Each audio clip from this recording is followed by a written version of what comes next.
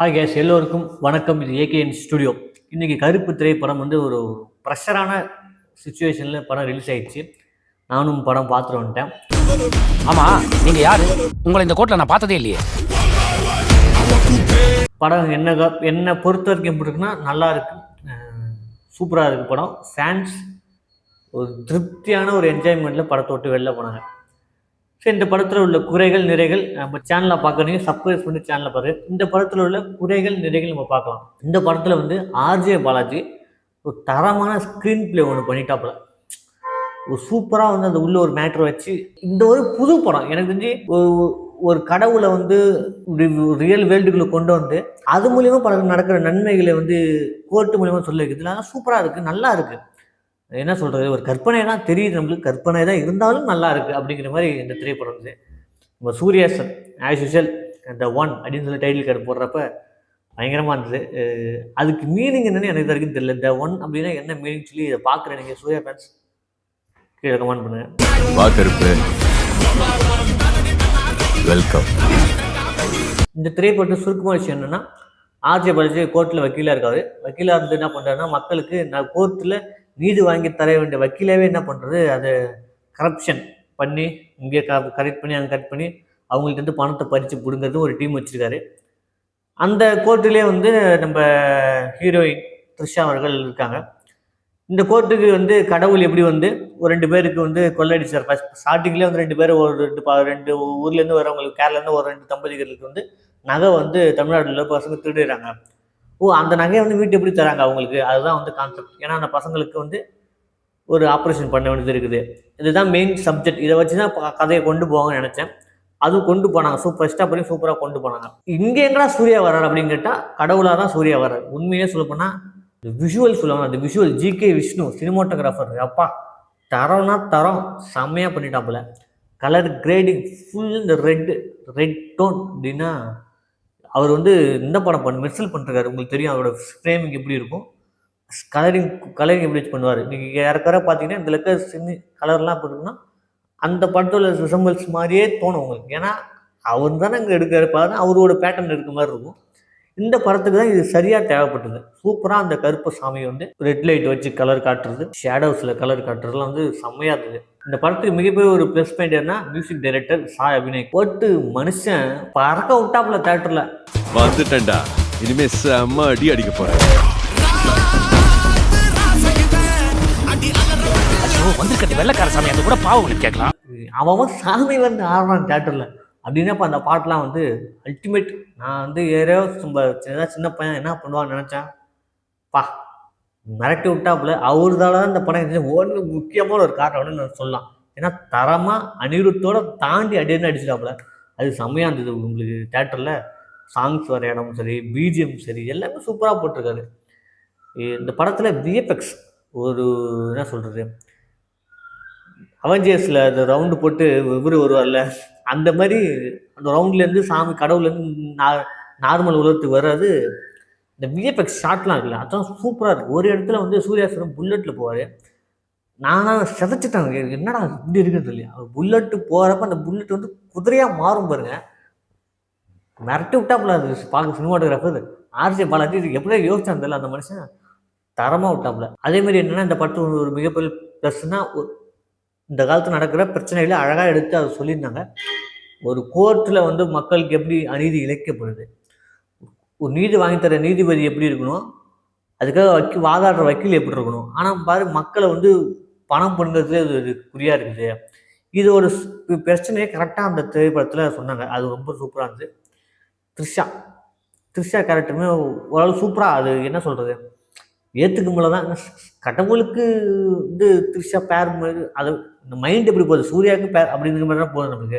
ஆனால் அந்த கடவுளுக்கு ஒரு அசிஸ்டண்ட் மாதிரி சூர்யா கடவுளுக்கு ஒரு அசிஸ்டண்ட்டு, அதுதான் நம்ம வந்து த்ரிஷா மேம். அப்படிங்கிறப்ப ஓகே, ஓரளவு நல்லா இருந்துச்சு.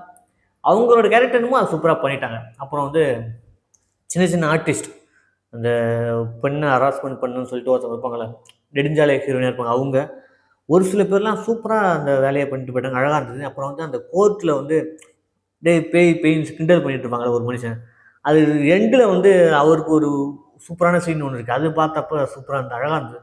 உண்மையிலேயே இந்த மாதிரி மனுஷங்களாம் இருக்குது அப்படிங்கிற மாதிரி நம்ம. ஏன்னா நிறையா நீங்கள் பார்த்தீங்கன்னா கோர்ட்டில் 10 வருஷம் 5 வருஷம் 20 50 வருஷம்லாம் இழுத்துட்டு போகிற கேஸ்லாம் இருக்குது. இதை நீங்கள் மையப்படுத்தி எடுத்துறது ரொம்ப வரவேற்கத்தக்கது. அதே மாதிரி இந்த படத்தில் மைனஸ் வந்துடும். என்னடா ப்ளஸ்ஸாக சொல்கிறீங்கன்னா மைனஸ் வந்துடும்.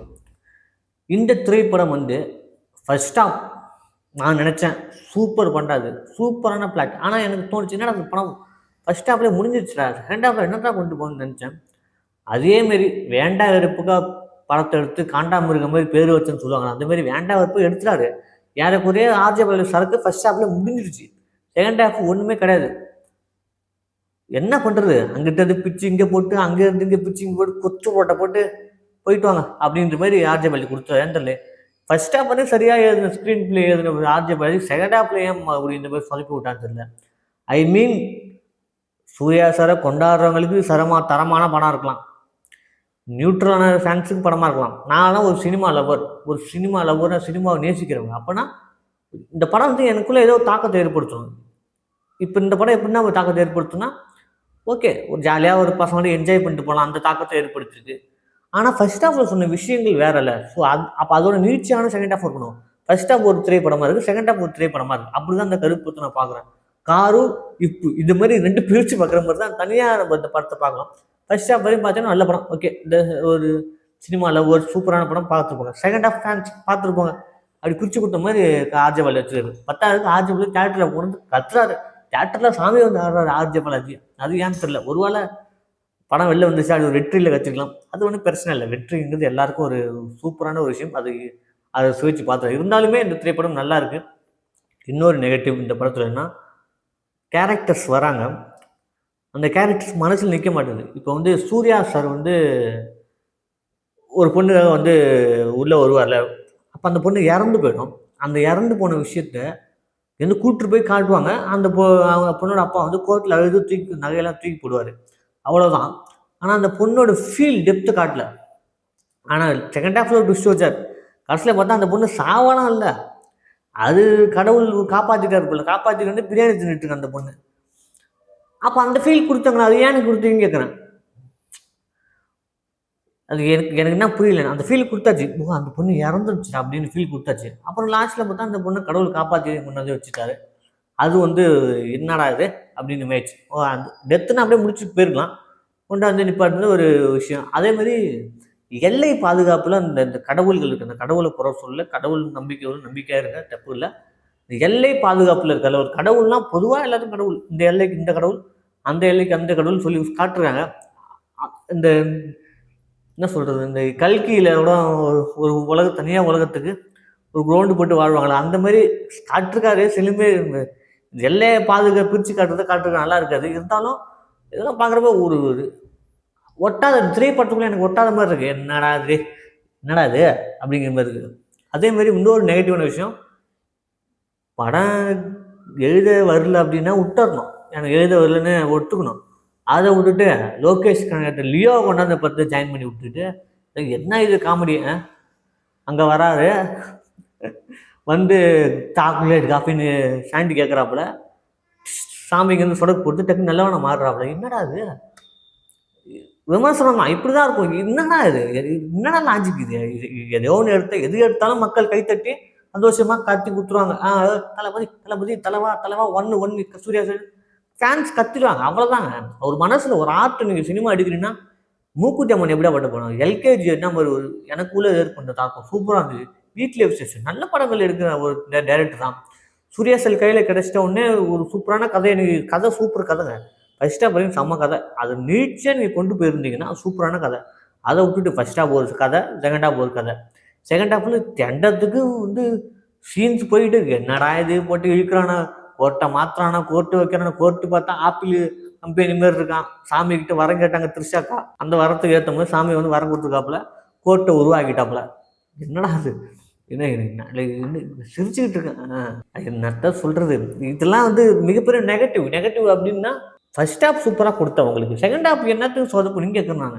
வாண்டடா வா, இப்போ என்ன இந்த சீனை இந்த 10 நிமிஷம் இப்படி ஓட்டுறது, அங்கேருந்து இங்கே ஒரு பாட்டு போடு, இங்கேருந்து ஒரு பாட்டை போடு, அங்கேருந்து சீனை தூக்கி இதில் கோத்து விடு. இந்த மாதிரிலாம் தேவையே இல்லை விஷயம். இது விரும்பலை. அவனுக்கு முழுக்க சுவாரஸ்யமாக கொடுக்கணும்னா கொடுக்கலாம். அது பிரச்சனையே இல்லை. அழகாக ஸ்கிரிப்ட் எழுதி உட்காந்தீங்கன்னா எழுதுங்க. இதில் தெரியுது, ஸ்கிரிப்டில் தெரியுது, கதையில் தெரியுது, ஒன்றுமே இல்லை. ஒரு ஒரு மஜா படம். அந்த மஜா படத்தில் வந்து கிண்டி போட்டு வச்சுருக்காப்புல. என்னை பொறுத்த வரைக்கும் இந்த கருப்பு திரைப்படம் எப்படி இருக்குன்னா, ஒரு மிக்ஸ்டு எமோஷன். ஃபர்ஸ்ட் ஹாஃப் நல்லா இருந்து, செகண்ட் ஹாஃப் மண்ணு மாதிரி இருந்தது. சூர்யா சிறக பார்க்கலாம். Presentation awesome. கலர் கிரேடிங்கு, அதுக்கு என்ன சொல்கிறது, அண்ட் இது மியூசிக் பிஜிஎம் தெரிக்குது, தேட்டரில் பறக்குது, விசிலு அதெல்லாம் ஒர்த்தான இருக்குது. மனுஷன் மெனக்கட்டுறாப்புல. ஆர்ஜே பாலாஜி மிகப்பெரிய ஒரு என்ன சொல்றது, வெற்றி தான் இது. தப்பு சொல்லல, குறை சொல்லல. இந்த படத்தில் இது குறையெல்லாம் எனக்கு இருக்கு சொல்கிறேன். மிகப்பெரிய வெற்றி தான். இருந்தாலும் படம் ரொம்ப நல்லா இருக்குது. ஒரு சில பேருக்கு ஒன் டைம் பார்க்குற மாதிரி இருக்கும். ஒரு சில பேருக்கு ரொம்ப பிடிக்கும். ஒரு சில பேருக்கு என்னடா படம்னு தோணும். என்னை பொறுத்த வரைக்கும் இந்த படம் எப்படின்னா, ஒரு ஆவரேஜான பிலோ ஆவரேஜான படம். போய் தேட்டரில் ஜாலியாக வாங்க. மழை பெய்யுது, கூலாக இருக்குது, வெள்ளையும் கூலாக இருக்குது, உள்ளியும் தேட்டரில் கூலாக இருக்கும். என்ஜாய் பண்ணிட்டு போங்க. இந்த ரிவ்யூ உங்களுக்கு பிடிச்சிருந்தா கீழே லைக் பண்ணுங்கள்.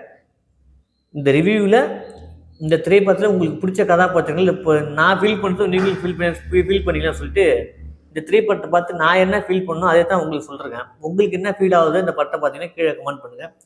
தொடர்ந்து சேனலில் வாட்ச் பண்ணுங்கள். நீ கேட்குற படங்கள் அனைத்தும் பார்த்து ரிவ்யூ போடுறேன். நன்றி, வணக்கம், தேங்க்யூ.